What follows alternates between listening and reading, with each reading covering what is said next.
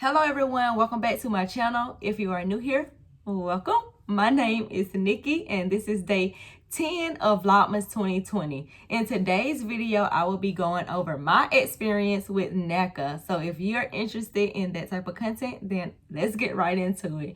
So I've been going through a program called NACA since April 1st, 2020. On April 1st, 2020, I had my first intake interview. Well, let me back up. In October of 2019, I went to my first orientation with NACA. During the orientation, it is a requirement. You must sit through the whole entire orientation. I think the orientation is about a few hours, maybe like 3-4 hours long. And at the end of the orientation, you get your ID number where you can log online and create your appointment for the intake interview. And what the intake interview says is that you're want to start the process of purchasing your first home.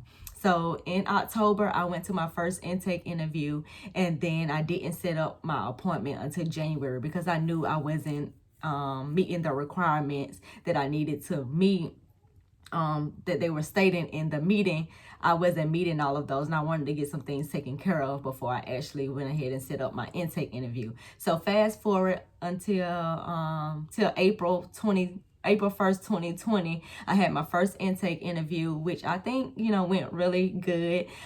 They told me I was not ready to purchase my first home. I needed to work on some things. You have to have consistent payment histories, and I was behind on a whole lot of things, you guys. I was behind on a whole lot of things. So what I did starting January 1st, I pulled my credit report and I started going down them, and I started setting up arrangements, and I started making payments on certain things and all of that. So when NACA called me April 1st, I still wasn't at the mark where it had been a consecutive 2 years of me making on-time payments. I had a few gaps here and there, so they said that I needed to wait 6 more months. So after the April 1st, my next appointment was in October.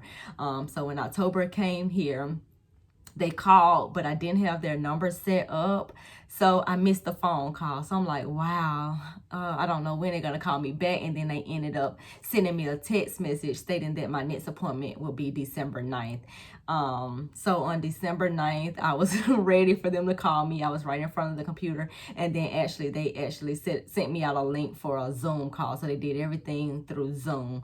So December 9th, they called, we went over everything, and you guys, I finally got good news. I really didn't expect to receive good news this time because I still feel like I still have more things I need to pay off. I still have more things I feel like I need to work on. However, I know I have been making payments on all of my debts since January 1st. And I also know that I've been paying things off. But me personally, when I move into my first home, I don't want to move into it with a whole lot of debt. So my goal this year was to just try to get rid of the car note, because that's the most expensive debt besides my student loans that I have. Right now, my student loans are in deferment, so I'm not really, focusing on them right now. So I wanted to pay off my car. I'm like $3,700 away from paying off my car.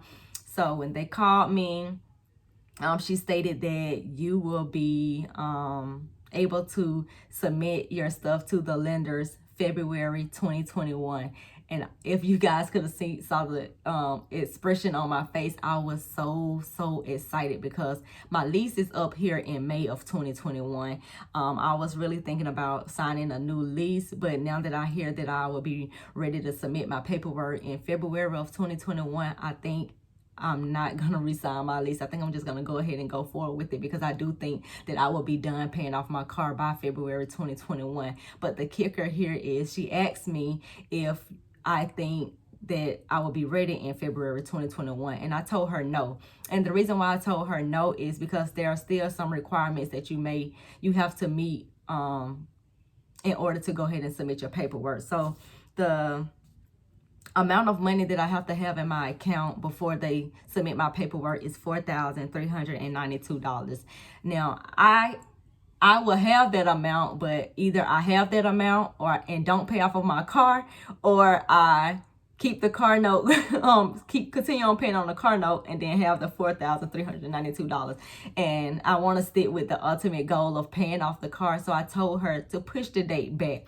So she pushed it, well, she tried to push it back to March. March was full, so she pushed it back to April. The date that she gave me for April is actually April 7th. And then I was so excited about that as well, because I'm like, okay, everything is just happening like for me, basically. So April 7th is my mom's birthday. I lost my mom in July of last year, 2019. And April 7th is actually her birthday. So I really feel like this is just all a blessing in disguise. And then I want to mention that December 9th, that's actually my boyfriend's birthday. So, and he passed on September 20, 2020. So it's just, I just really believe that God is working in mysterious ways. I still feel like they are angels around me, my boyfriend and my mom, and they're just making stuff happen for me. So I wanted to share this with you guys, because a lot of times we think that we're not doing much, and if we really sit down and just take a look at it and look back on it, we're really doing a whole entire lot. Like, I know I've been paying off debt since January. I just didn't know that it would land me a home at this amount. Now, I didn't say the amount of what I was approved for, but I'm going to go ahead and just put that out there. The lady, once she did all of my income, because they only use 31% of your income to see how much house that you can afford. So by that income, I can afford $1,600 of mortgage monthly payments. And then they do debt to income ratio at 40% of your income. So with all of that totaling up, I just on paper, because they haven't ran my credit report just yet, but on paper right now, by just adding up my income and adding up my debt to income, I can afford a house that's $338,000 and 386 cents. I live in Atlanta, Georgia, and for that amount, you can get a really nice house. I'm looking at the monthly payments, like $1,600 a year. I can afford $1,600, but do I really want to pay $1,600 out of my check? That's what I'm thinking in my head. Do I really want to pay $1,600 out of my check each month to cover a mortgage payment? Probably not. So I'm looking at I want to pay around $1,200 a month and kind of stay in the $250,000 range on purchasing a house. I can still find a really decent house for that amount. I don't have to have the most biggest extravagant house. I just want a house to live in. I just want at least 3 to 4 bedrooms. I want to have a little space for me to work and things like that. So as long as it has all of those, it meets all of those requirements. I want a lot of closet space because I have a lot of things. So as long as it meets those requirements, I'm open to it. And then I kind of want to find something closer to work. So I just wanted to share that with you guys. If you are interested in purchasing a home, consider NACA.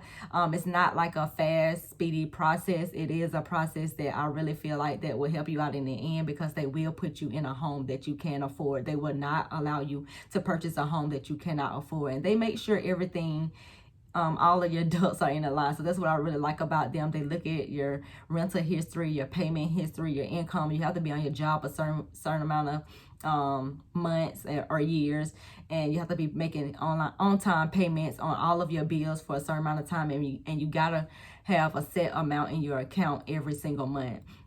So my amount is, I gotta have at least $240 per month in my account by the time it's time for me to, I think 4 months before it's time for me to purchase my home. And $240, I can do that with ease. That's nothing.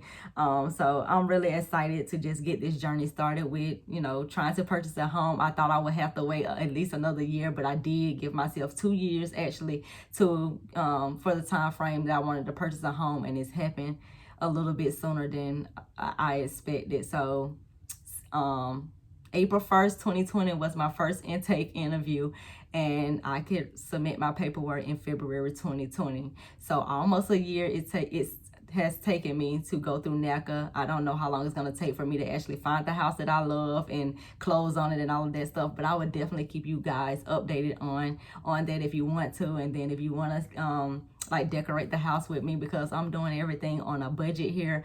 I'm not trying to live above my means or anything like that. Most of this stuff will probably really just come along with me. So it's nothing wrong with my furniture. I love my bed. So I have no problem with taking my stuff along with me. I don't have to buy brand new stuff just because I got a new house. So that's it for today. If you like this video, give me a thumbs up, subscribe to my channel, and in the comment section, let me know, have you heard of NACA? Have you used them before? What was your experience like with them?